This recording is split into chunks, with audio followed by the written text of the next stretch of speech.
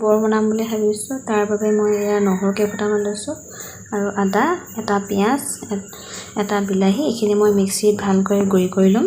তিতাকেৰেলা আৰু আলু বইল কৰি আছোঁ।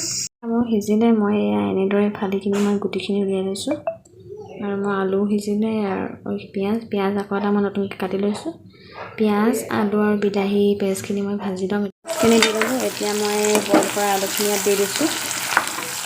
নিমখ দি দিছোঁ, হালধি দিছোঁ, জলকীয়া গুড়ি অলপ দি দিছোঁ, মছলা অলপ দি দিছোঁ, গৰম মছলা অলপ দি দিছোঁ, ধনিয়া মছলা, জিৰা মছলা অলপ দিছোঁ। এইখিনি মই এতিয়া ভালদৰে লৰাই দিম।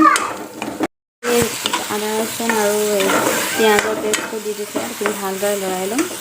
আপোনাৰ কাৰণে ইয়াত হালধি অলপ দিছোঁ, নিমখ অলপ দিছোঁ, পানী অলপ দি সানিছোঁ। পানী বেছিকৈ নিদিব, পাতলা নকৰিব, ডাঠ কৰি থ'ব অলপ। এয়া চাওক মোৰ ভাজিখিনি এইখিনি শুকান হৈ গৈ আছে আৰু শুকুৱাব লাগিব। এনেদৰে ভাজি গৈ থাকিব লাগিব মই।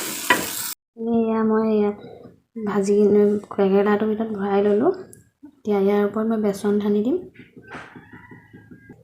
বেচনখিনি মই ইয়াত এনেকৈ কৰি ল'ম। এনেদৰে কেৰেলাটো মই এনেদৰে লুটিয়াই কিনি বেচনখিনি সানি ল'ম।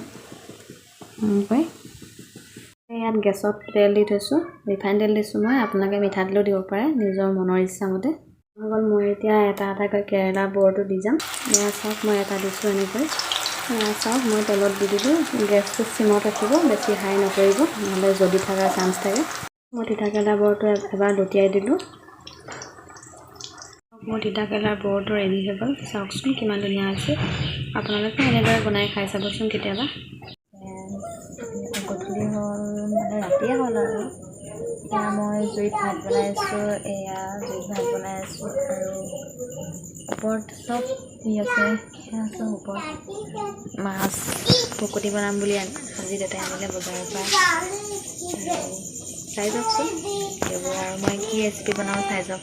মই কচু পিটিকা বনালোঁ। এয়া কচু পিটিকা, কচুটো মই বইল কৰি লৈছিলোঁ আৰু পিঁয়াজ, আদা, ৰচুন, জলকীয়া দিলোঁ আৰু এইখিনি মই তেল দিছিলোঁ আৰু নিমখ দিলোঁ আৰু এইখিনি মই বিলাহী, তিয়ঁহ আৰু পিঁয়াজ, জলকীয়া, আদা, ৰচুন, তেল দি কিনি নিমখ দিলোঁ সোৱাদ অনুসৰি পিটিকা কৰিলোঁ। আৰু এইফালে দাইলটো মই মচুৰ দাইল ৰচুন দি বনালোঁ এনেকৈ।